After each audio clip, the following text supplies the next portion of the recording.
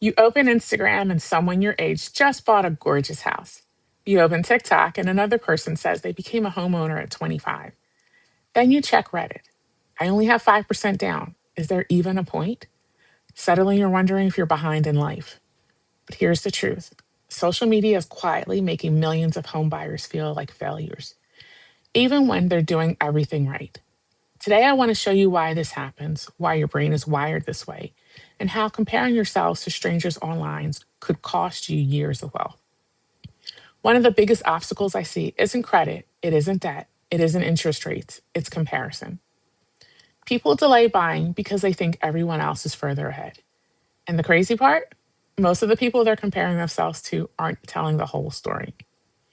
This is something psychologists call social comparison theory. Humans naturally judge how well we're doing by looking at other people. Thousands of years ago, this helped us survive. If another tribe had more food, you noticed. If someone discovered a better hunting strategy, you copied it. Comparison wasn't toxic, it was useful. After all, you just had to be faster than the person who was also being chased. But social media completely hijacked that instinct. Today, you don't compare yourself to your neighbors, you compare yourselves to celebrities, influencers, investors, entrepreneurs, professional athletes, people with family money, people who got lucky, people showing only the best 30 seconds of their entire year. Here's what never makes the Instagram reel. Maybe they received $150,000 from parents, inherited property, lived at home rent free, bought before prices doubled, own two businesses, have a spouse earning six figures, purchase in a much cheaper market, refinance when rates were 2.8%, or maybe they're simply renting that luxury home for a photo shoot. You don't know, and your brain fills in the missing pieces by assuming I must be behind. I've spoken with buyers who tell me I feel embarrassed because I only have 5% down. Meanwhile, 5% is actually a perfectly acceptable down payment for many conventional loan programs. There are also FHA, VA, USDA, and various down payment assistance programs that can help many qualified buyers purchase with less money up front. But social media makes it seem like everyone is arriving at closing with huge down payments and instant equity. And that's simply not reality. Think about what people post online.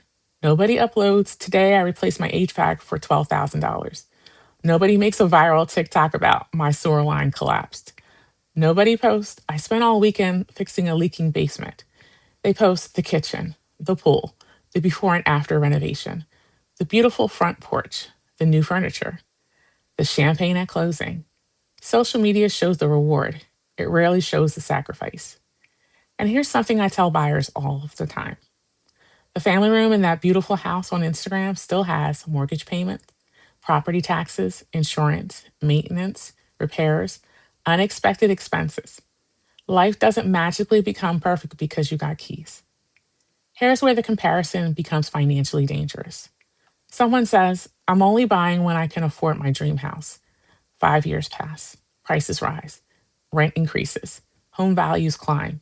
Now that dream house is even further away, all because they were comparing their chapter 1 to someone else's chapter 20. I've seen buyers wait because they believe they needed 20% down. A perfect house, perfect timing, perfect rates, perfect income, perfect market conditions. Meanwhile, other buyers purchased homes that weren't perfect. They built equity, their incomes grew. They refinanced when opportunities arose. They upgraded later. Home ownership is often a journey, not a single finish line. Instead of comparing yourself to strangers online, compare yourself to where you were 1 year ago. Have you improved your credit? Have you reduced debt? Have you increased your savings? Have you become more financially stable? Those are the comparisons that actually matter.